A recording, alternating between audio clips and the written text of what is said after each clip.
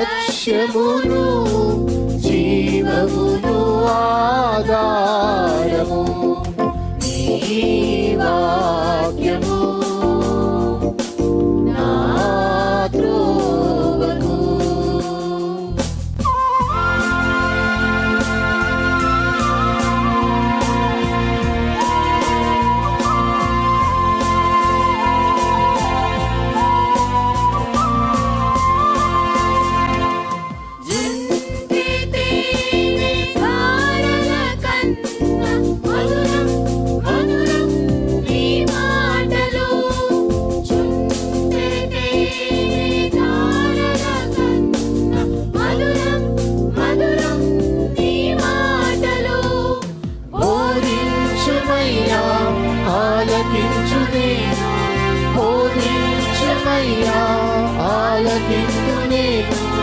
అనుసరింతునయ్యా ఆత్మశక్తితో, అనుసరింతునయ్యా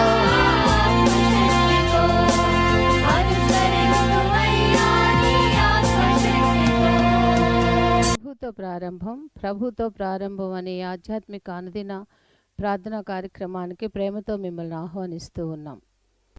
మన జీవితానికి ఆదియు ఆధారమునైనటువంటి ఆ దేవుణ్ణి మొదట మరణించుకున్నట్లయితే ఆ దినమంతయు ఆయన కృపాక్షేమములే మన వెంట వచ్చును.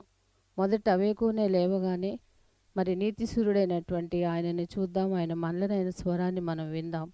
మన జీవిత కాలం అంతయు ఆయన ఆశీర్వాదములు దీవెనలు మన మీద కుమ్మరించును. యెషయి 65:24 మనం చూసినట్లయితే వారికి ఈలాగున జరుగును, వారు వేడుకొనుక మునుపు నేను ఉత్తరమిచ్చెదను, వారి మనవి చేయుచుండగా నేను ఆలకించెదను. మనవి చేయుచుండగానే ఆయన మన మనవిని ఆలకిస్తున్నాడు. కాబట్టి మరి ప్రతి దినము కూడా ఈ యొక్క అనుదిన ఆధ్యాత్మిక కార్యక్రమంలో మనం పాల్గొన్నట్లయితే మన జీవిత కాలం అంతయు కూడా ఆయన మేలులను మనం పొందుకోగలం, ఆ నిత్యరాజ్యంలో వారసులుగా మనము జీవించగలం.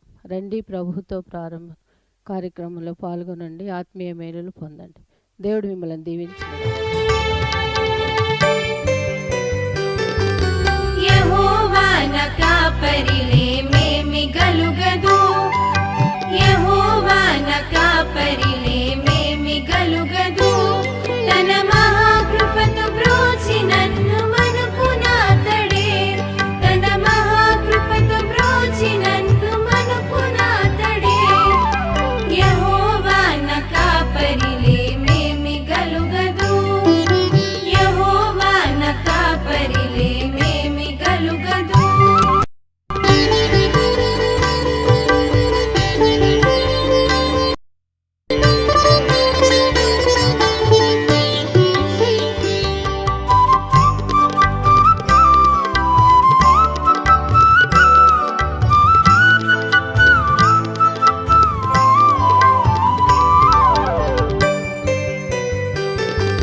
పచ్చిక గల చోట్ల నన్ను పరుండజేయుచు,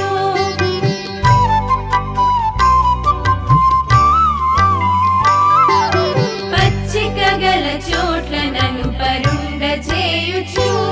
గడు హెచ్చగు సౌఖ్యములు సదా ఇచ్చునాతడే, గడు హెచ్చగు సౌఖ్యములు సదా ఇచ్చునాతడే. యెహోవా నా కాపరిలే మేమి గలుగదు,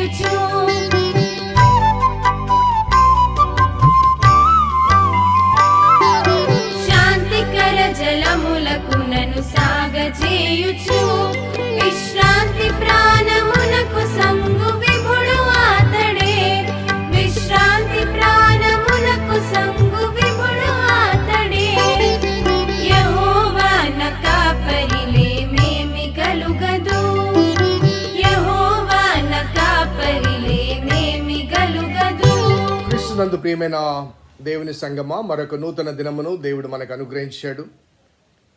ప్రభుతో ప్రారంభం, అనుదిన ధ్యానం, ఆత్మకు క్షేమం. ఈ క్షేమకరమైన ఆధ్యాత్మిక వర్తమానములు అనుదినము ధ్యానం చేస్తుండగా దేవుడు మనతో మాట్లాడుతూ ఆయన లేఖనాలు మనకు విశదపరుస్తున్నాడు. వేకువనే లేవగానే ఎవరితో మాట్లాడకముందు దేవుని మాటలు విందాం. ఎవరి మాటలు వినకముందు దేవుని మాటలు వినటం మాత్రమే కాకుండా దేవునితో మాట్లాడుదాం. ఆ రీతిగా ఆయనతో ప్రారంభిస్తే ప్రారంభ గడి నుంచి దినమంతయు దేవుడు మనకు తన కృపను తోడుగా ఉంచుతాడు. ఆయన మన కాపరి కనుక ఆయన కాపరత్వంలో దినమంతయు కొనసాగింప చేస్తాం. ఎందుకంటే మనము ఆయనకు ప్రాధాన్యత ఇచ్చి ఆయనతో ప్రారంభించాం కనుక ఆయన మన వెంట ఉండగా మన ఎదురయ్యే ప్రతి సమస్యల్లో, సందర్భాల్లో, ప్రతి కదలికలో మనకు కాపరిగా ఉండి మన జీవిత అనుభవాల్లో మనకు నిరంతరము తోడుగా ఉంటాడు. రండి ప్రార్థన చేసి దేవుని వాక్యాన్ని ధ్యానం చేద్దాం. కృపగల దేవా, దయగల తండ్రి, మీ పాదములకు స్తోత్రము చెల్లిస్తున్నాం నాయన. నీ దివ్యమైన సంకల్పాన్ని బట్టి మమ్మను ప్రేమించి మీరు మమ్మను ప్రోత్సహిస్తున్న విధానాన్ని బట్టి ప్రభాస్తుతులు చెల్లిస్తూ నీ లేఖనాల్లోంచి అనేక అంశాలు ప్రభా మేము ధ్యానం చేస్తుండగా మా ఆత్మలు సెదతీర్చబడగలిగే రీతిగా నీ వాక్యాన్ని మీరే మాకు వినిపించమని మా రక్షకుడిని యేసు నామమున అడిగి వేడుకొంచున్నాం తండ్రి, ఆమేన్. స్నేహితులారా, నేటి కొరకు ఏర్పాటు చేయబడిన లేఖన భాగం రాజుల మొదటి గ్రంథము 8వ అధ్యాయము 20వ వచనం.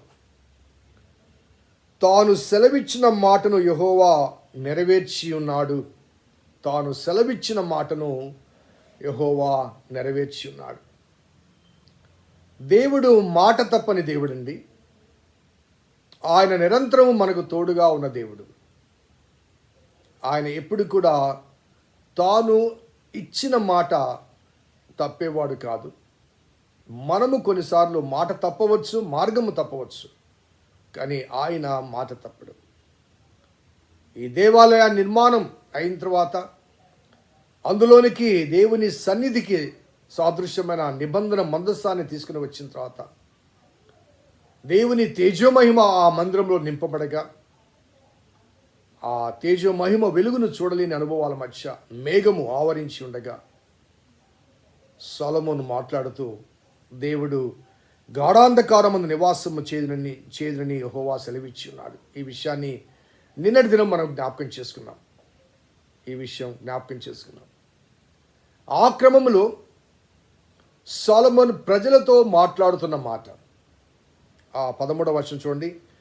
నీవు నివాసము చేయుటకు నేను మందిరము కట్టించి ఉన్నాను, సదాకాలం అందులో నీవు నివసించుటకై నేను ఒక స్థలము ఏర్పరిచి ఉన్నానని చెప్పి తన ముఖమును ప్రజల తట్టు తిప్పుకొని ఇశ్రాయేళ్ల సమాజమంతయు నిలిచుండగా ఇశ్రాయేల్ అందరినీ ఇలాగు దీవించెను. అక్కడ దీవించిన అనుభవాల కన్నా దేవునితో తన తండ్రికి ఉన్న సంబంధాన్ని, దేవుడిచ్చిన ఆ మాటను, ఆ మాట ఎలా నెరవేర్చబడిందో అది ప్రజల దృష్టికి తీసుకుని వస్తున్నాడు. ఆ నిర్మించబడిన ఆ ఆలయము ఏదో యాదాలాపంగా తనకున్న శక్తి సామర్థ్యతలు బట్టి, ఆస్తి ఐశ్వర్యాన్ని బట్టి, తన కలిగిన జ్ఞాన వివేకాల బట్టి నిర్మించబడింది కాదని, ఇది దేవుడు సెలవిచ్చిన మాట, ఆయన నెరవేర్చి ఉన్నాడు అని చెప్పటానికి ఆయన తన పితరుల కాలం జనగా దావీదు కాలం జరిగిన కొన్ని విషయాలు క్లుప్తంగా ఇక్కడ ప్రజలందరికీ తెలియచేస్తున్నాడు. ఎందుకంటే all the people were gathered there and they should understand the story behind this temple dedication. At the same time వారందరూ కూడా ఈ ఆలయాన్ని తమ ఆధ్యాత్మిక కేంద్రముగా అంగీకరించాలి, అనుసరించాలి. అంటే అది దేవుని సంకల్పం అన్న విషయం ప్రజలకు తెలియాలి. దేవుని సంకల్పం అని. ఇది సొలొమోను యొక్క సంకల్పం కాదు, లేకపోతే సొలొమోను యొక్క శక్తి సామర్థ్యాలు కాదు. దేవుని సంకల్పం అనే విషయం తెలియచేయబడాలి కనుక ఆయన ఇక్కడ ఆ విషయాన్ని తెలియచేస్తూ ప్రజల వైపు తట్టు ముఖము తిప్పుకొని వారితో అంటాడు 15వ వచనం, నా తండ్రి అయిన దావీదునకు మాట ఇచ్చి దాన్ని నెరవేర్చిన ఇశ్రాయేలు దేవుడని యెహోవాకు స్తోత్రము కలిగి ఉండును కాక. 2వ సమూయేలు గ్రంథము 7వ అధ్యాయంలో దావీదు దేవుని మందిరం నిర్మించాలని భావించినప్పుడు దేవుడు మాట ఇస్తాడు, నీవు కాదు నీలోంచి వచ్చినవాడు. ఆ విషయాన్ని ఇక్కడ జ్ఞాపకం చేసుకుంటూ, నేను ఇశ్రాయేలుకు నా జనులను ఐగుప్తులోంచి రప్పించిన నాటి నుంచి నా నామము దాని యందుండునట్లుగా ఇశ్రాయేలు గోత్రస్థానంలో ఏ పట్టణంలో నన్ను మందిరము కట్టించుటకు నేను కోరలేదు, కానీ అనగా ఆ ఐగుప్తులోంచి బయటికి వచ్చిన తర్వాత ప్రత్యక్ష గుడారం, నేను వారిలో నివసించినట్లుగా నాకు ఒక పరిశుద్ధ స్థలము నిర్మించవాలని దేవుడు చెప్పడం, అది ఎలా నిర్మించాలని మోషేకు చెప్పడం, మోషే ఆ అరణ్యంలో ప్రత్యక్ష గుడారాన్ని, అందులో మందసాన్ని, బలిపీఠాన్ని, మరి తదితర ఆధ్యాత్మిక సామగ్రిని, పవిత్రమైన సామగ్రిని నిర్మించిన తర్వాత అది మరి ఒక్కొక్క ప్రదేశం నుంచి ఒక్కొక్క ప్రదేశానికి ఆ 40 సంవత్సరాలు మోసుకొని వచ్చిన తర్వాత అది సిలోహులోంచి తర్వాత మందసం పట్టబడింది. ఆ గిబియోనుకు ఆ ప్రత్యక్ష గుడారం తరలించబడింది. మందసం కిర్యాత్యార్యంలో ఉంది. దావీదు అక్కడి నుంచి 2 పర్యాయం రెండవసారి తీసుకుని వచ్చి తన పురంలో ఉంచుకుంటాడు. సో ఇక్కడ మాత్రం ఏంటంటే దేవుడు ఎప్పుడు కూడా నాకు ఒక మందిరం నిర్మించండి అని అడగలేదు.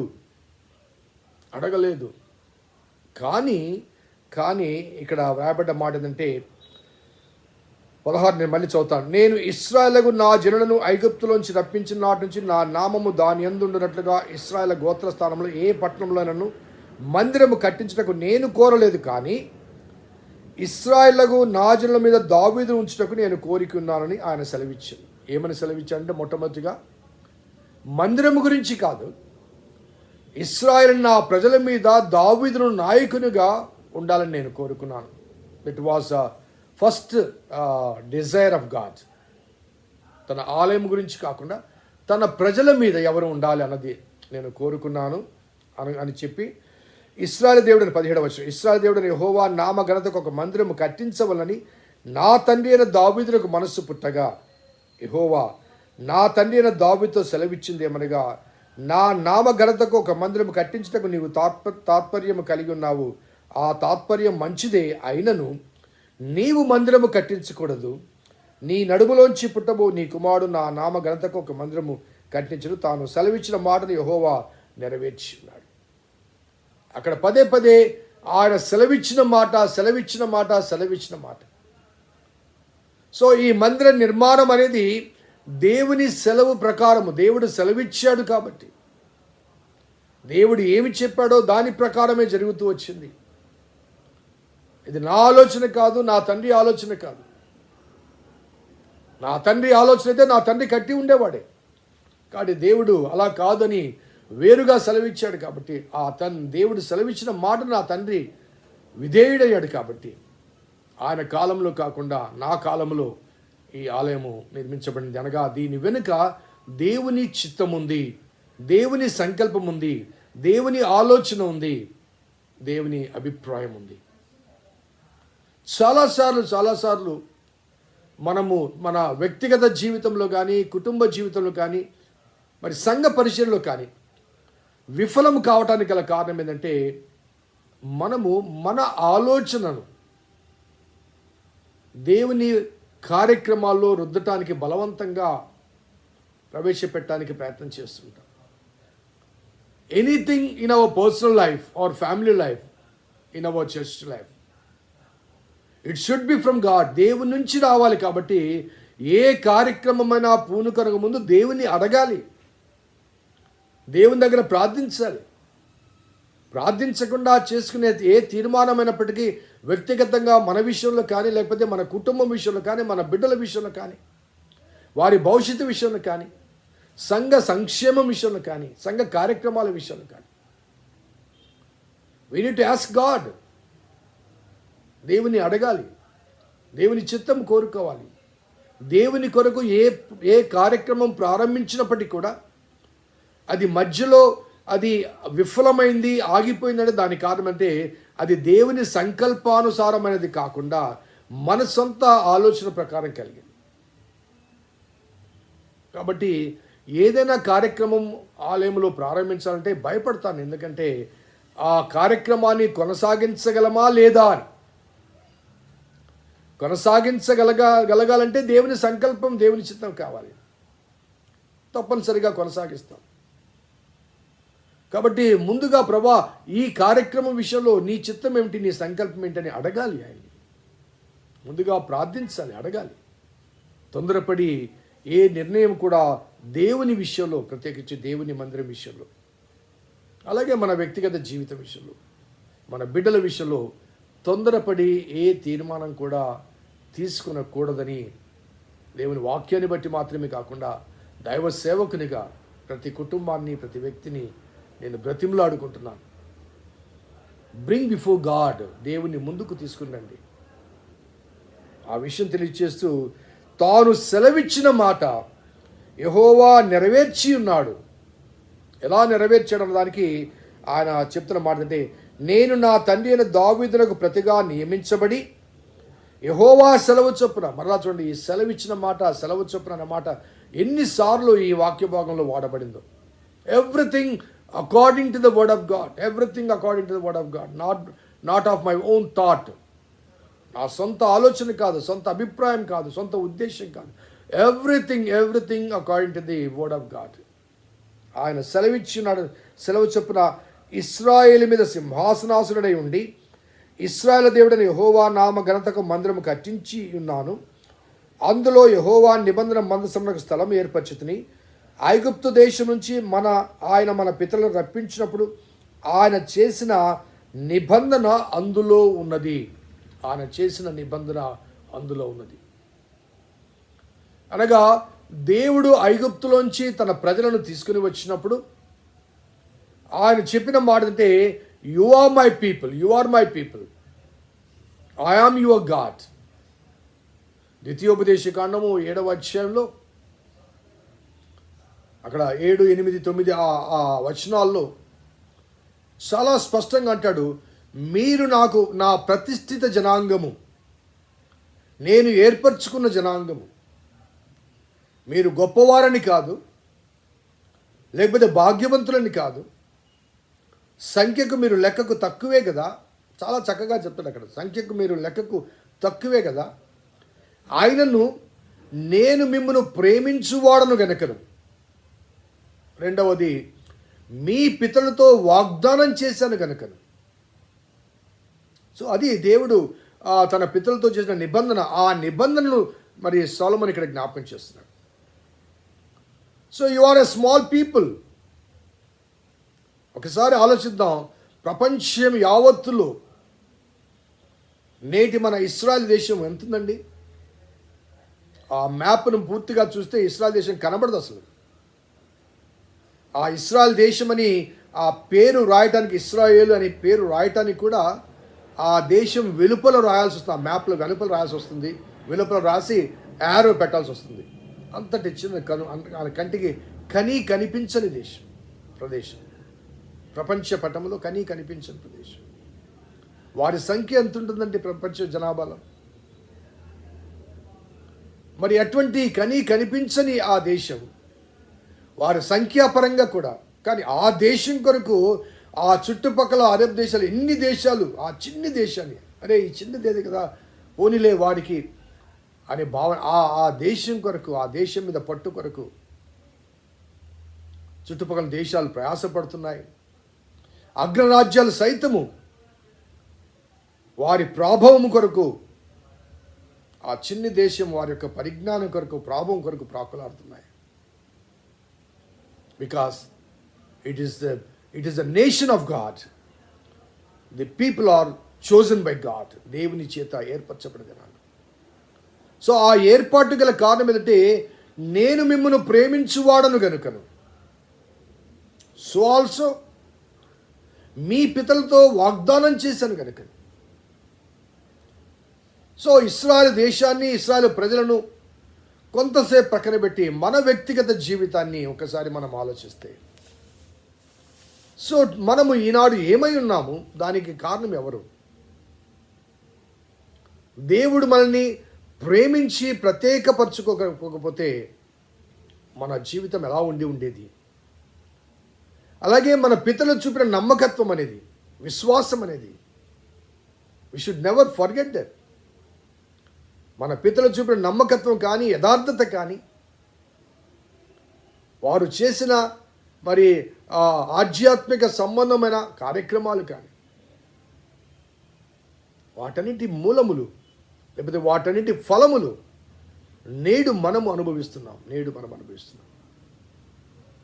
So Solomon with his thanksgiving note, recollecting the past, తన గతాన్ని మాత్రమే కాకుండా ఆ ప్రజల యొక్క గతాన్ని కూడా ఒకసారి జ్ఞాపకం చేస్తూ, సో ఈ మందిరములో ఉంచబడిన నిబంధన మందసము, అది మన పితలతో దేవుడు చేసిన నిబంధన, ఐగుప్తులోంచి ఆయన వెలుపలకు తీసుకుని వచ్చినప్పుడు చేసిన ఆ